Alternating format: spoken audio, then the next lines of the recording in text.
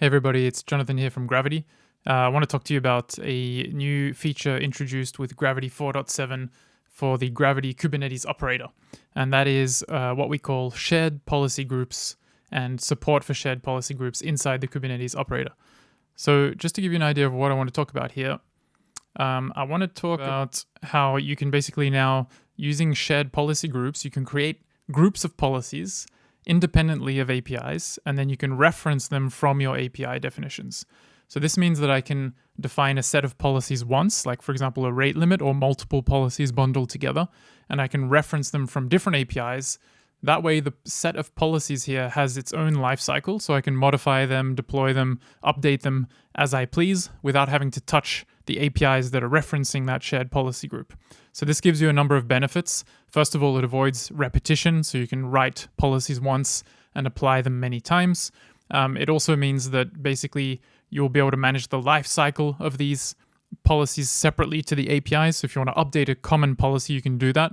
And if you consider, the idea of a platform team that's trying to enforce central controls over the API management platform while enabling developers to create APIs more freely, well, here you can totally imagine that a platform team would own some of these common policies, while developers can now create APIs more freely, which will inherit from these common policies. So to give you a bit more concrete detail, let's jump into an example here. So I have my VS Code open here, and I have a shared policy group created here. So as you can see, I've got a simple definition here of a shared policy group, which is a new CRD supported by our Kubernetes operator called shared policy group. You can see that I'm referencing a control plane from this policy group where it should be created. I'm telling the operator that this should apply to proxy APIs, that it should apply on the request phase. And then I'm saying what are the steps, what are the policies to apply in this group. I've defined a rate limit, and you can see that I've set the limit here to 3 requests every 20 seconds. So one thing I can do here, actually, I could change this limit. Let's set it to 100 initially. Okay, so I'm going to save that. I'm going to head over to my terminal, and I'm going to apply with a shortcut, kubectl apply the shared policy group. Okay, great. So now I've created that shared policy group. I can go into APIM, and I can go to settings and look at my shared policy groups, and I can see here this new shared policy group that I just created. So I can look at it. You can see my rate limit is here. I can look into the details of my rate limit, and you can see I've got my 100 requests every 20 seconds that is set here. This shared policy group is read-only in the UI because it's managed by the operator as code. So I have no APIs yet in this environment, so let's go ahead and create some APIs that are referencing this shared policy group. So as you can see here, I've got a first API called orders, the orders API. And if you look at the flow here, there's a common flow called default. And you can see that in the request phase, I'm referencing a shared policy group. So I'm referencing here by name. So this is the name of the object in Kubernetes. So the operator will know that this API is linked to this shared policy group, and I've enabled that shared policy. So this API exposes an endpoint on orders, and it's backed by a dummy echo service. And I have another API here called products, which is doing basically the same thing, products API. It's also referencing that same shared policy group, and it's also hitting an echo service on the back end. So 2 fairly simple APIs.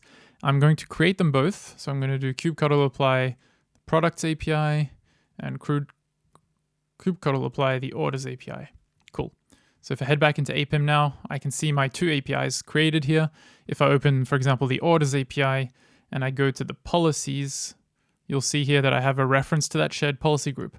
So the policies are not implemented in the API itself. They're implemented outside and being reused in an efficient way. So now if I go to another terminal here and let's do some curl requests on this orders API, you'll see that I can do quite a lot of requests without any restriction. Okay.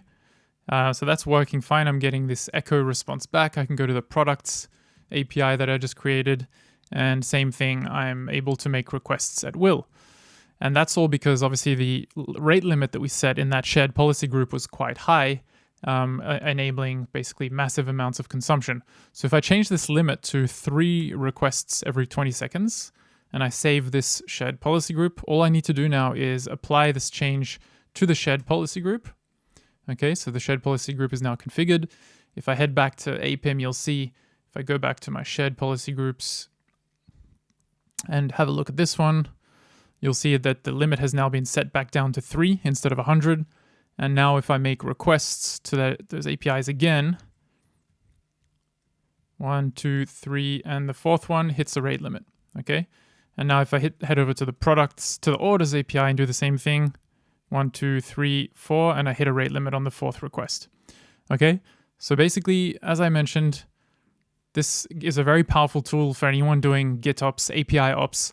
You're able to manage the lifecycle of common policies in a centralized way and apply them to 1, 2, tens, hundreds of APIs, basically. So it really gives you orders of magnitude more efficiency and control as a central platform team. So I hope you enjoy that, and I'll see you again soon. Bye-bye.